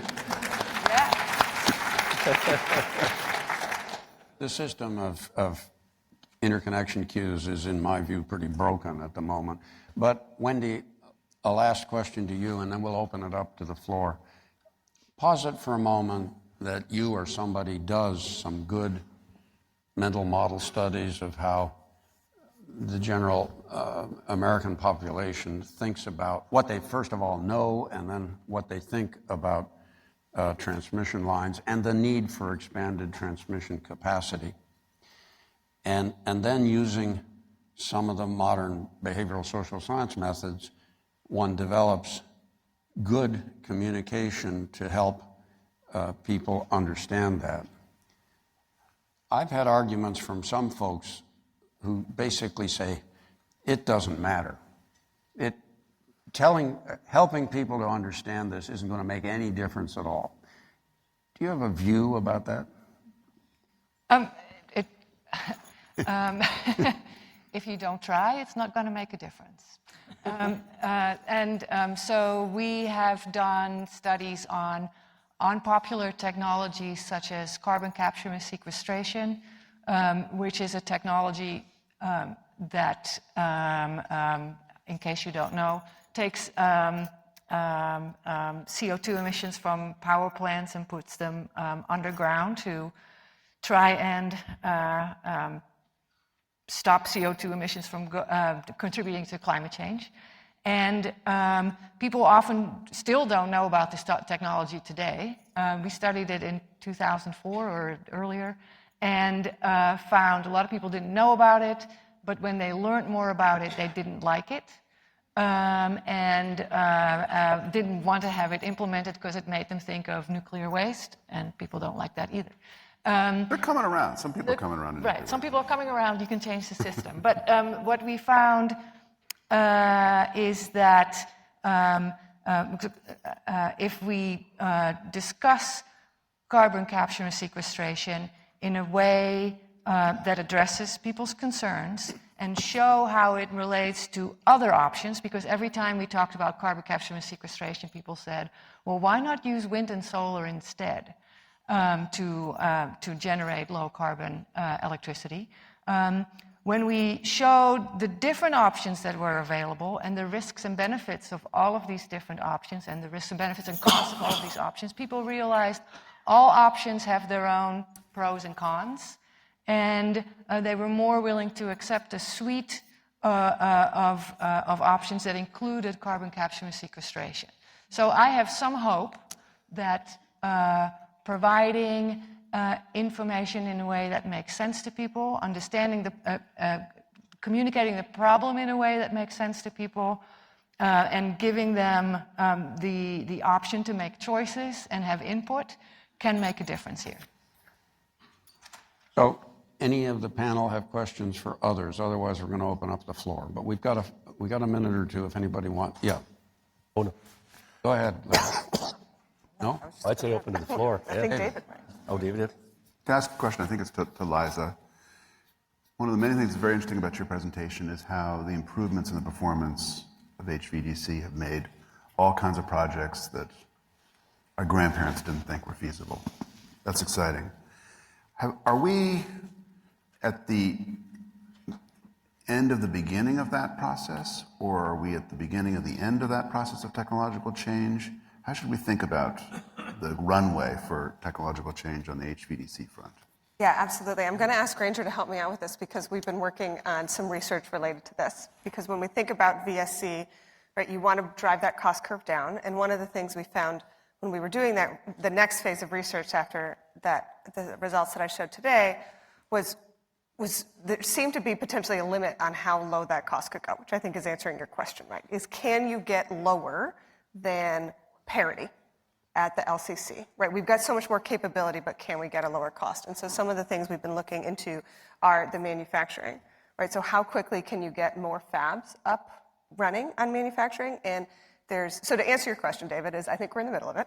The short answer is I think we're in the middle because we got some of the cost and improvements, but there's been a decoupling of the industry, which I think could lead to more cost savings. So traditionally, high voltage direct current, those semiconductors were manufactured, it was a vertical manufacturing, right? So Siemens was making their own. And we're seeing that decouple in many places. And so now you have fabs that are contracting that Siemens is contracting with, right? And so when you have that, there's more flexibility in that fab. You have more potential for competition. So we might be looking at a cost curve that we've never seen before in a high voltage direct current that other semiconductor solutions have been experiencing for decades because fabs could be a little bit more flexible, right, in who they're working with. Sue, you got one? And then I have a last question for Larry, actually. I wanted to comment on something that David said in one of his slides, that I only have one slide. I know. Oops, I meant one bullet in your one slide. He said that changes in technology could drive changes in politics. It's really interesting that, we could think about that as happening here. Because a lot of the things that are the showstoppers in this are new big swaths of land that are taking out areas in communities that have never had a power line in the past. And the technology that you guys have talked about is really an opportunity here to change some of the politics, along with different narratives. And I've seen some examples of that. I spent almost 40 years in New England, where these little tiny states, they see each other, sharp elbows of the 6 New England states. Who's from New England here? Yeah, Massachusetts is really bad.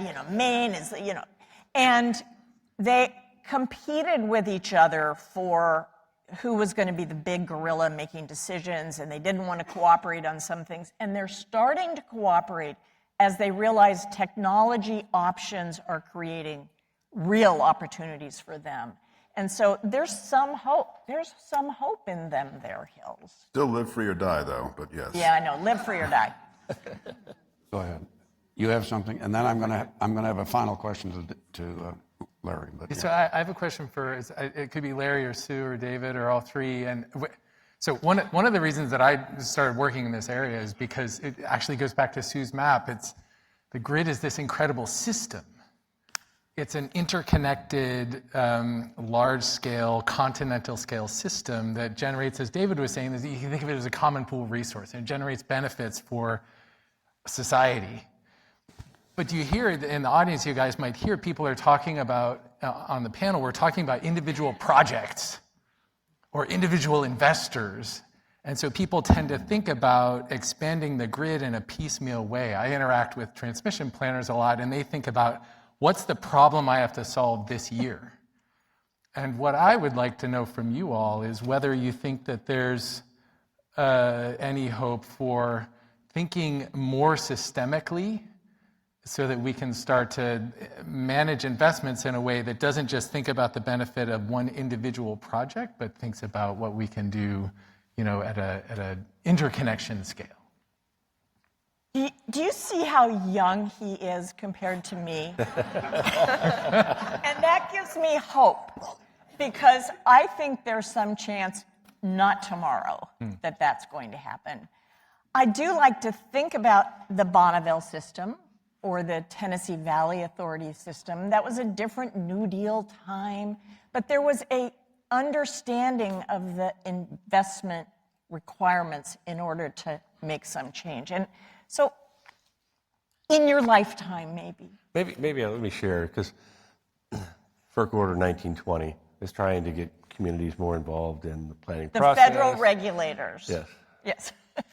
And so from the West, the Western Power Pool, who oversees, and they've stretched now to care and include even the Cal ISO, but it covers the West, basically, in terms of planning. And they are pursuing a planning model for the 10 and 20 year, which is the first time that we've gotten that far. It's great. So to think more holistically to what you're describing. But I would challenge us to say, you've got to get to projects. Yeah. FERC Order 1000, how many projects did we build with FERC Order 1000? 0 that I know of. So without known projects that people can sink their teeth into, They can be happy and about move it. forward. And there are a lot of investors who want to invest in transmission. So if the utilities, we used to fight over cost allocation, who's going to pay for that? And these folks are willing to come in and do it. And all of a sudden, it's maybe a little bit back to your YIMBY, is that the utilities, I want to do that because I don't want that investor to take it away from my control as well. So I would just say that name the project, get it moving. That's how we're going to get off the dime. I'll say briefly, I see a value for system-wide planning, especially as we're talking about big expansions in load. Data centers have been in the news, decarbonization will, especially because of electric vehicles, that's going to be a huge increase in load potentially. I think it's also easy, though, to smoke and inhale a lot of the product about the value of these big system-wide grid planning tools. The value that I see in them is they help us identify projects that are very high value. Ultimately, we're going to expand the grid by projects, not by a global committee. But we need to identify the high value projects, because that's where the rules possibly have to change, where we need more competing projects and things like that. And there I see significant value. And then when you have as much gray hair as the rest of us here, and you're sitting back on this stage, somebody will come along and say the same thing, and you can tell them what you expect will happen. So we're going to wrap this up, but I'm going to go ahead, Liza. I mean, and examples of high-valued projects that are getting, SunZia, for example, which is this HVDC line across Arizona into New Mexico, is an example where there was clearly a good value proposition, and they did ultimately get it built, or they're getting it built. They are. But Liza, and then I'm going to ask Larry just one other question to bring us sort of back down to earth. Perfect. And then the floor is open. Yes. I appreciate the indulgence. I'll be quick. I just wanted to jump on that national transmission planning comment to highlight my former employer, because the Department of Energy did a national transmission planning study that I think speaks to exactly this, which is, it's just exciting when we see these things happening, right? Because you hear national planning and that can make people nervous, right? Who is making the decisions? But what that study did is exactly what David is describing, and if you're interested in transmission, I highly encourage you to look up this study. And because what it is now being used for, right, it looked at scenarios, it looked at options, and it is also helping inform states, because states being able to participate is actually pretty challenging. And Larry mentioned this FERC Order 1920, which among other things is creating more opportunities for states to take a proactive lens into regional planning processes. So that sort of national transmission planning enables states to participate more in their own planning process, and those scenarios help identify sort of many partners come to the table. So it's just great that there's great product out there, Department of Energy. I appreciate that. If you recall, Michelle Maneri was heading that up and working with that. Yep.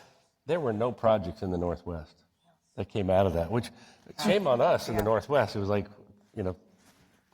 we need to put those in, and we didn't do it. So, yeah, I appreciate that. So Larry, the hypothetical new line that I asked you to talk about in my first question is now approved. we're getting started on going forward with it.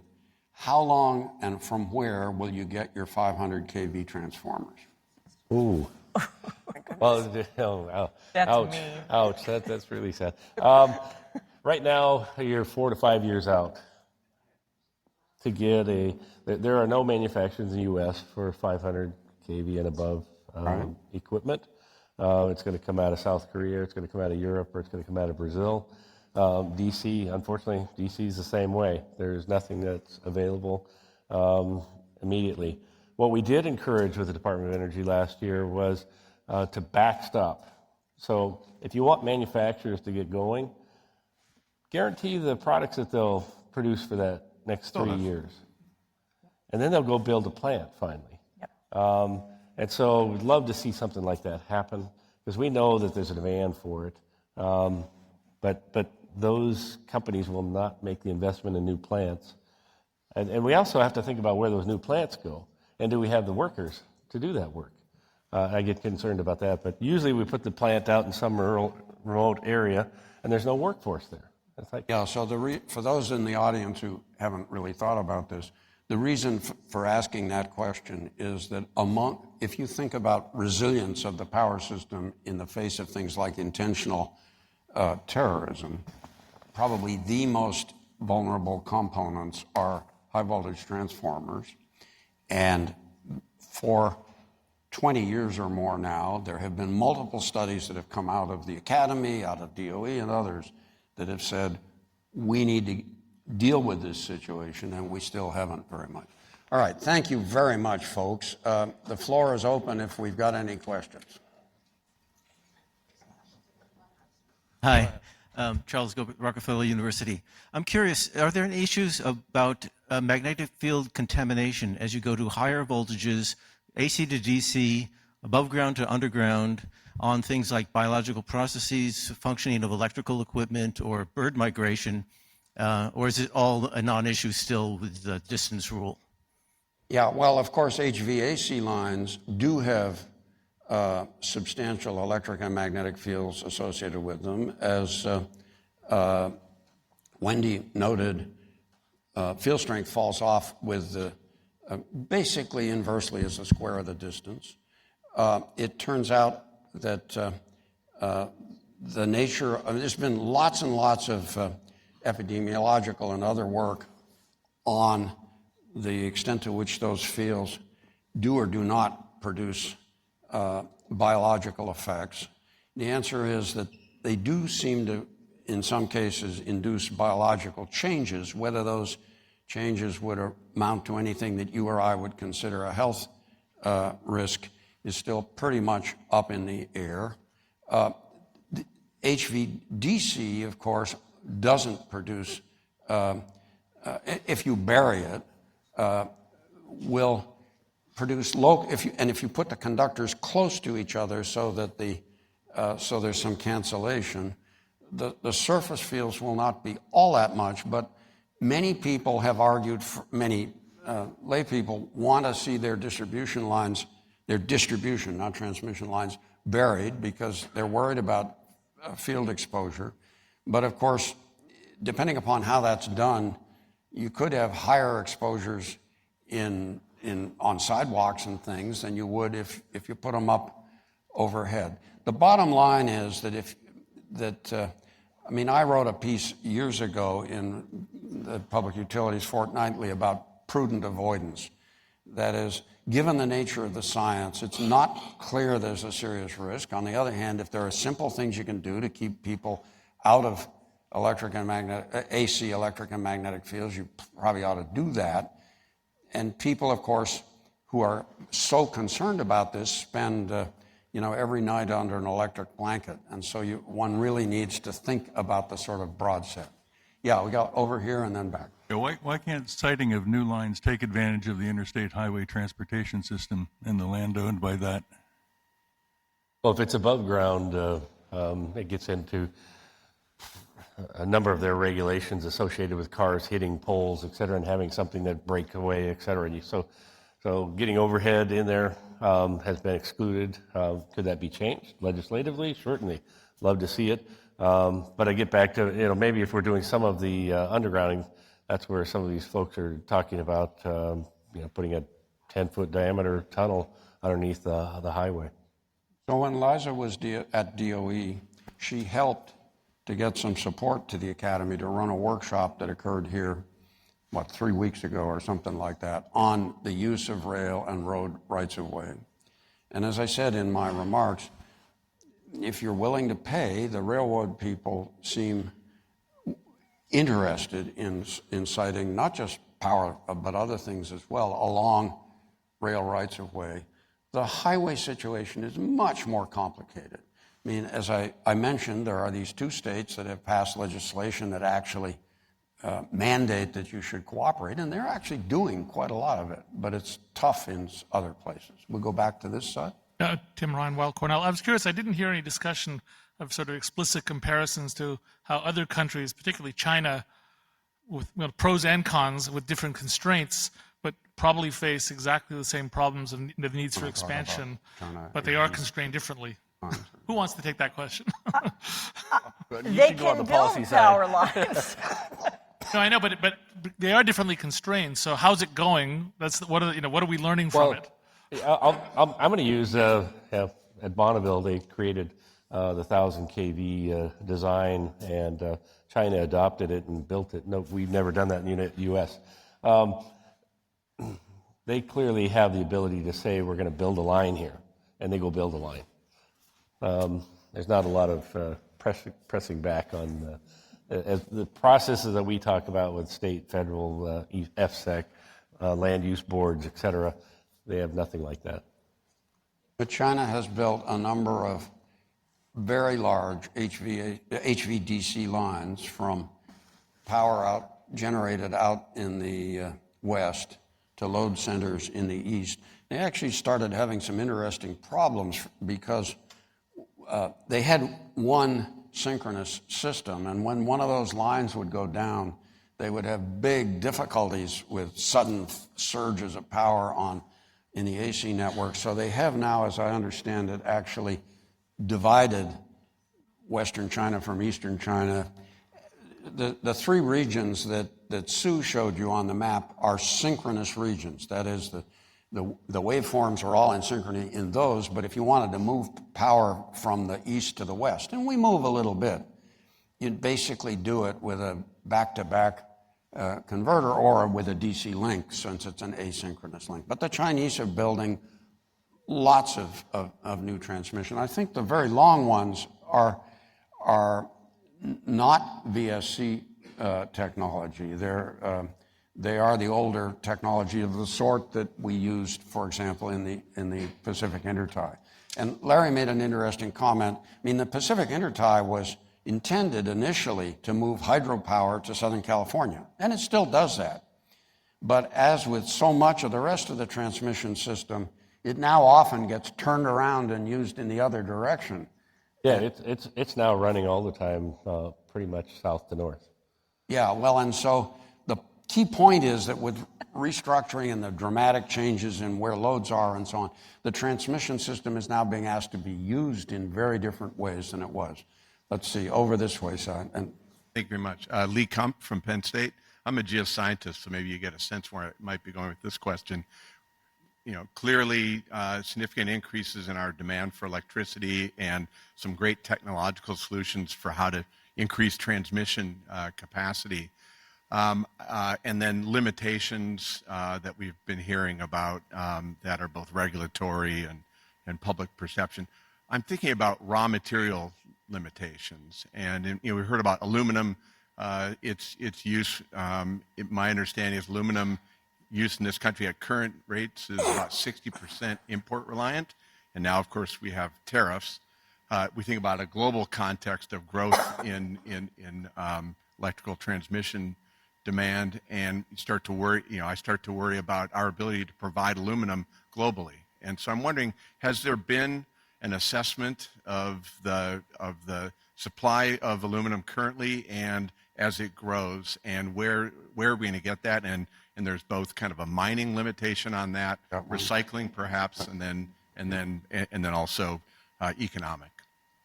Let me say something a little controversial here, which is the security apparatus is obsessed about our dependence on all kinds of materials, and they almost always forget to think about the problem dynamically. If demand is seen to go up reliably, there will be additional supply.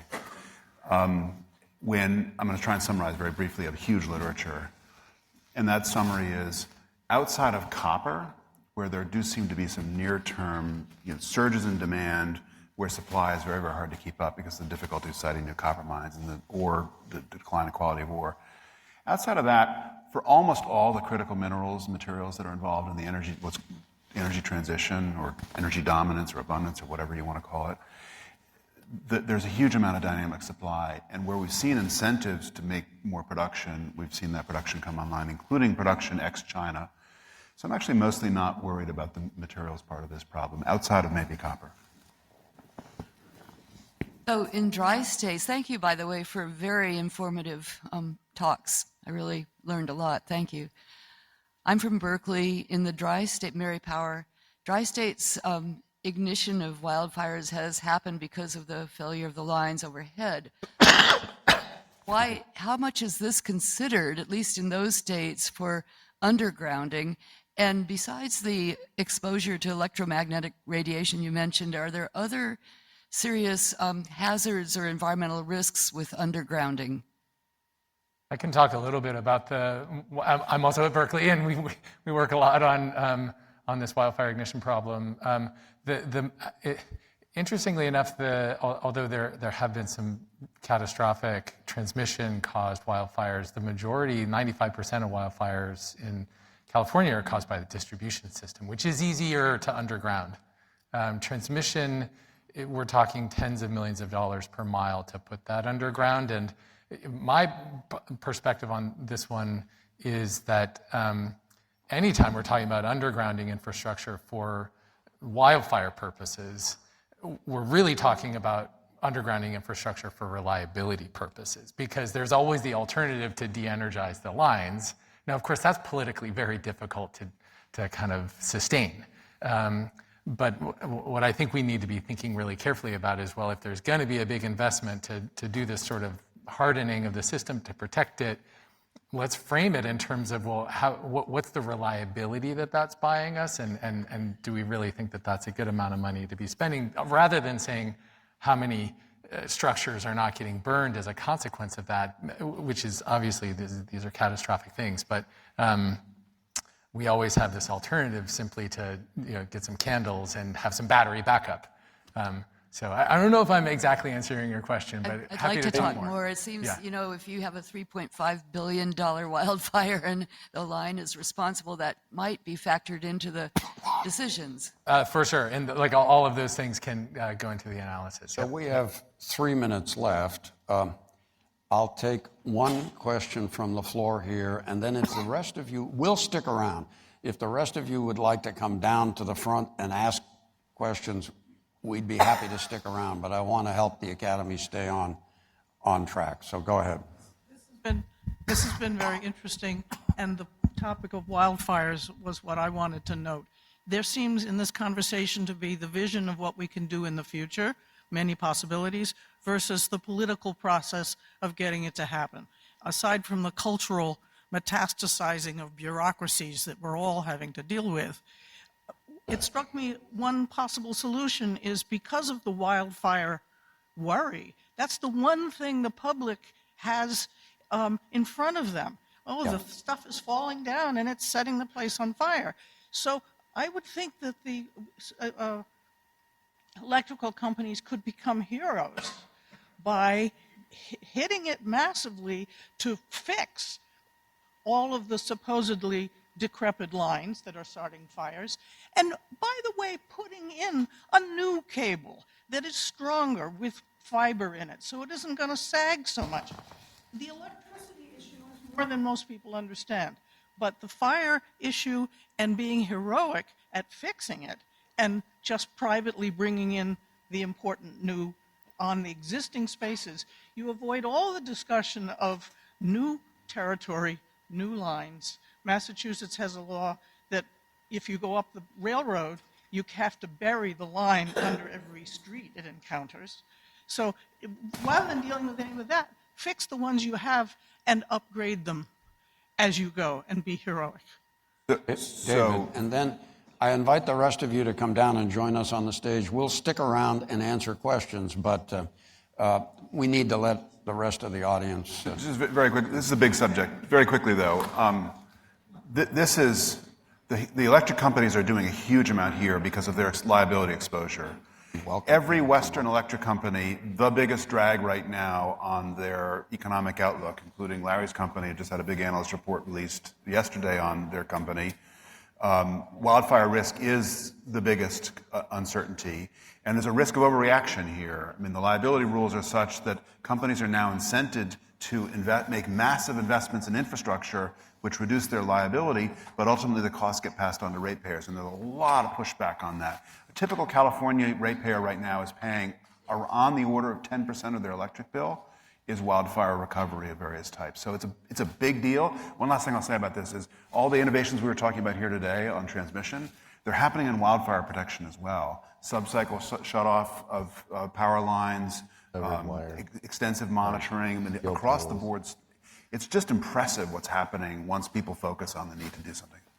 Can I add Well, I want to thank the committee or the panel.